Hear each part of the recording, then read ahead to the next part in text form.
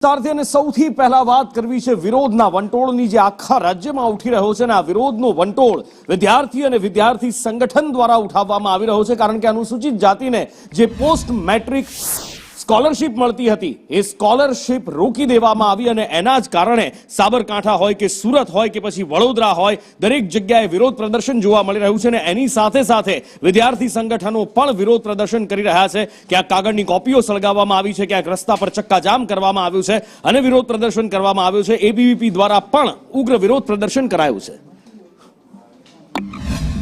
આપણને બધાને ધ્યાનમાં છે કે હાલમાં સરકાર દ્વારા જે મેનેજમેન્ટ કોટા એસટીના જે વિદ્યાર્થીઓ છે એમની સ્કોલરશિપ ચાલુ સત્રમાં બંધ કરી દેવામાં આવી છે, તો જેના કારણે લાખો વિદ્યાર્થીઓને જે શિક્ષાથી વંચિત રહી જાય છે, કેમ કે એ લોકો પોતાની સ્કોલરશિપના પૈસાથી વિદ્યાર્થીઓ ભણતા હોય છે, તો જેના કારણે વિદ્યાર્થીઓ એડમિશન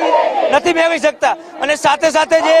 લો ફેકલ્ટીના જે વિદ્યાર્થીઓ છે એમના એડમિશનો સરકાર દ્વારા ચાલુ કરવામાં નથી આવ્યા, તો એના કારણે લોના 3000થી વધારે વિદ્યાર્થીઓ એડમિશનથી વંચિત રહી ગયા। તો સરકાર દ્વારા એક માંગ છે શિક્ષણ વિભાગ દ્વારા કે લો ફેકલ્ટીના એડમિશન આ સત્રથી ચાલુ કરવામાં આવે અને વિદ્યાર્થીઓને લોમાં એડમિશનો આપવામાં આવે અને આગામી સમયમાં જો લો ફેકલ્ટીના એડમિશનને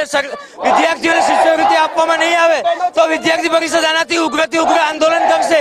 જેની સંપૂર્ણ જવાબદારી શિક્ષણ વિભાગની રહેશે। સ્કોલરશિપ બંધ કરી હતી તો એમના પહેલા કેવું પડે કે સ્કોલરશિપ બંધ કરવાની છે એમ આજે કેટલા વિદ્યાર્થીઓને તકલીફ પડે છે સ્કોલરશિપ ભરવાની 1,30,000 સ્કોલરશિપ છે તો અમારે પૂરેપૂરી ભરવાની। આજે તો અમે રોડ જામ કર્યો છે પણ પહેલી વખતે અમે ગાંધીનગર ગયા હતા તો હજી કોઈ રિઝલ્ટ આવ્યું નહીં કે સ્કોલરશિપ તમને મળે એમ। શું માંગ છે તમારી? કે અમારે સ્કોલરશિપ આપો એટલી જ માંગ છે। અત્યાર સુધી એસસી એસટી વિદ્યાર્થીઓને સ્કોલરશિપ મળતી હતી પણ હવે સરકાર દ્વારા એસટી લોકોની સ્કોલરશિપ રદ કરવામાં આવી છે એટલે એનું છે આ આંદોલન એનું છે। સરકારને વિનંતી કરીએ છીએ કે એસટી લોકોની સ્કોલરશિપ આપો, બાકી બીજી વાર આ આંદોલન થશે। 28/10/2024 ના રોજ આદિજાતિ વિભાગ દ્વારા